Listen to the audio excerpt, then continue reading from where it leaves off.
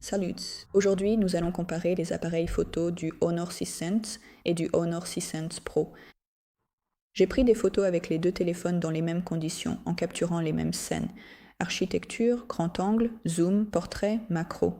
Et je vais le dire tout de suite, il y a une différence, mais elle n'est pas toujours là où on pourrait s'y attendre. Les deux téléphones ont le même appareil photo principal, 200 mégapixels, un capteur de 1,14 pouces, une ouverture f 1,9 et une stabilisation optique. Le même objectif grand angle, 12 mégapixels, 16 mm, EFF 2.2 avec autofocus. La caméra frontale est également identique, 50 mégapixels.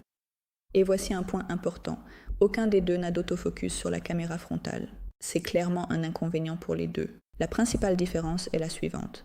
Le Honor 600 Pro dispose d'un téléobjectif 50 mégapixels, 80 mm, zoom optique 3,5 fois, ouverture f 2,8 avec OAS. Le Honor de base n'a pas du tout de téléobjectif et c'est tout.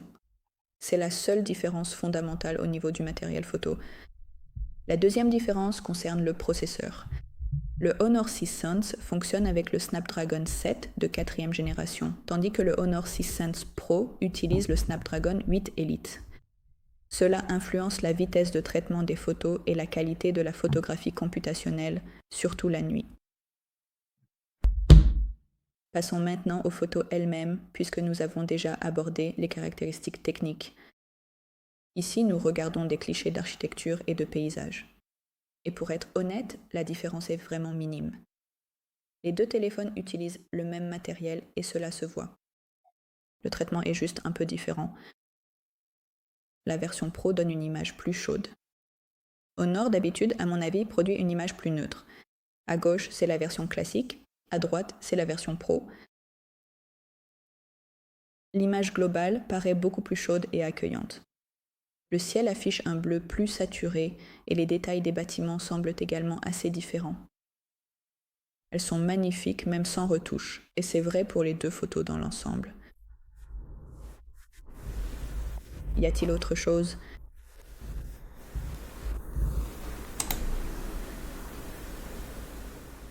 Globalement, c'est probablement tout car la différence est vraiment minime. De belles photos, basiques, parfaites pour les réseaux sociaux, que vous vouliez faire un minimum de retouches ou même aucune, elles conviendront. Passons aux photos suivantes. Celle-ci sera une photo en grand angle.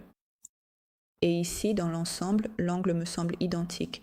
Je vais même vérifier ça tout de suite. Donc sur la photo en grand angle, oui, l'angle sur le Honor classique est de 0,6 et sur le Pro aussi, c'est également 0,6. Donc il n'y a vraiment aucune différence. Et on peut le voir aussi sur les photos. Évidemment, il y a un petit détail ici. Attendez, ce n'est même pas une photo en grand angle. Évidemment, mon angle est un peu différent ici, mais dans l'ensemble, les photos sont presque identiques. Aucune différence du tout. S'il y en a une, elle est minime. Passons maintenant à notre test principal et probablement au résultat le plus intéressant, le zoom. Ici, j'ai simplement pris des photos à un fois. J'ai photographié ces objets précis. C'est tout. Alors qu'est-ce qu'on peut remarquer ici ? Globalement, à un fois, il n'y a pas non plus beaucoup de différence. La seule chose pourrait être dans les couleurs et la saturation de la photo elle-même. Passons à la suite. Là, c'est déjà, je pense, 2 fois, si je me souviens bien. Oui, je crois que c'est 2 fois. Voilà. Ici, on peut déjà voir une différence parce qu'il est clair que, bien sûr, le Honor est à la traîne par rapport au Pro classique. Mais encore une fois, d'après les caractéristiques techniques, on pouvait déjà deviner dès le départ qu'il serait inférieur. Ici, je pense que c'est 3,5 fois sur le Pro et 3 fois ici. Voilà.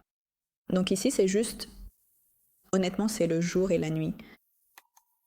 Le Pro conserve encore les détails et maintient la qualité. Ici, on voit déjà que la qualité baisse. Suivant, honnêtement, je ne me souviens même plus de quel zoom il s'agit. Probablement 10 fois. Et ici aussi, on voit bien que le Pro prend des photos absolument magnifiques. On voit tout parfaitement. C'est tout simplement merveilleux. Et ici, je pense qu'on est déjà à 30 fois, et sur le Honor classique, c'est juste une tache floue, contrairement au Pro, bien sûr.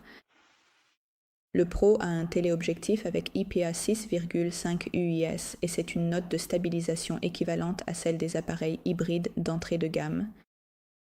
Donc ici, aucun algorithme ne peut remplacer cela. D'accord, passons au suivant. Parlons de la vidéo. Je vais couper le son maintenant pour ne pas qu'il gêne. Passons à la vidéo.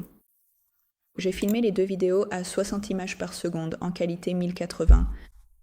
Et si on lit les vidéos en même temps, on voit clairement que la stabilisation est nettement meilleure sur le Pro. Une autre différence en vidéo, c'est que le Pro propose la 4K à 60 fps, alors que le modèle classique n'a que la 4K à 30 fps. Ce n'est pas mal, c'est tout à fait correct. Donc quand je regarde la vidéo séparément, j'aime en fait la vidéo du Honor classique. Mais bien sûr, en comparaison, le Pro l'emporte. Passons à la suite. Ensuite, choisissons la photographie macro. Ce n'est pas ça. Voilà. Et qu'est-ce qu'on voit ici? On voit deux photos ici et globalement, les deux sont plutôt bonnes. La seule différence, je pense, c'est le zoom en mode macro. On peut prendre cette photo, par exemple. Elle a bien sûr un aspect un peu différent, mais ce n'est pas grave. Mais les couleurs sont éclatantes partout, et toutes les photos sont vraiment cool et belles, mais j'aime vraiment ce cliché macro. Je pense quand même que la version Pro est un peu meilleure, mais encore une fois, c'est difficile à comparer car les prises de vue sont tellement différentes. Ouais. Mais rien que sur certaines photos, je pouvais même voir, comparons celle-ci, la toile d'araignée. Mais qu'en est-il ici et là? Le niveau de détail est vraiment bon et les couleurs sont très vives. Les étamines, les taches sur les pétales, on voit tout clairement. Donc le modèle de base a pris une belle photo avec une verdure riche et éclatante.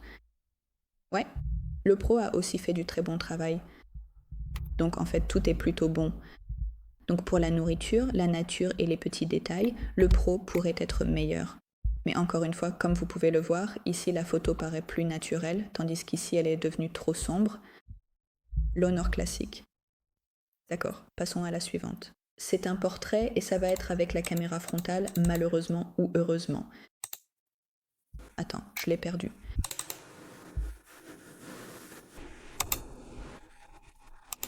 Et qu'est-ce qu'on peut voir ici?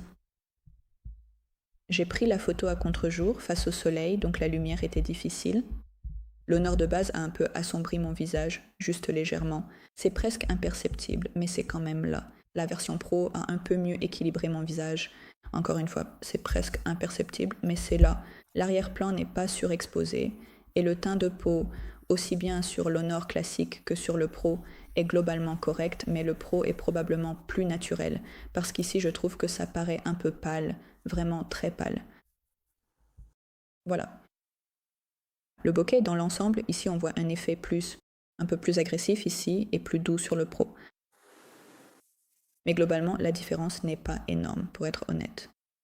Le Pro évite cet effet lissant typique qui donne une peau cireuse qu'on voit chez beaucoup de concurrents, et ça c'est super. Donc les gens ressemblent à des gens, et ça c'est vraiment cool.